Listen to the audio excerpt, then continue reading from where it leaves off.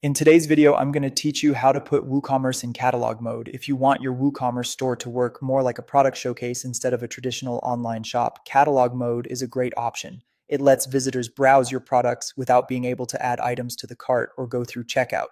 This is especially useful if you want to display products for inquiry, wholesale, or pricing by request. To get started, log into your WordPress dashboard. This is where you'll manage everything for your website, including WooCommerce and any plugins you need to add. Once you're inside the dashboard, head over to Plugins and then click Add New.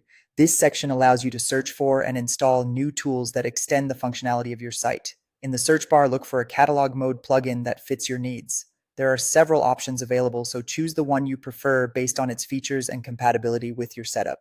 After you find the plugin you want to use, click Install, and once the installation is complete, click Activate.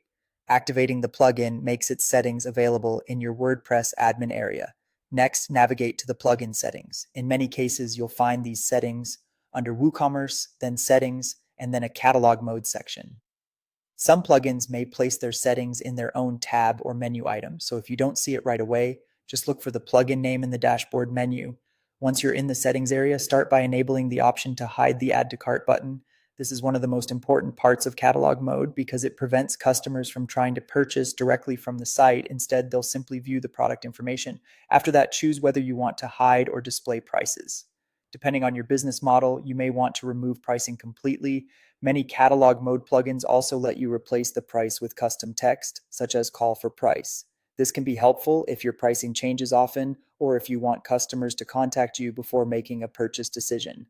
Then enable the options to completely hide the cart, checkout, and My Account pages. This helps make the catalog experience cleaner and avoids confusion for visitors. If those pages remain visible while purchasing is disabled, users may click into areas that no longer serve a purpose. Once these settings are configured, your WooCommerce store will function more like a catalog and less like a standard e-commerce shop.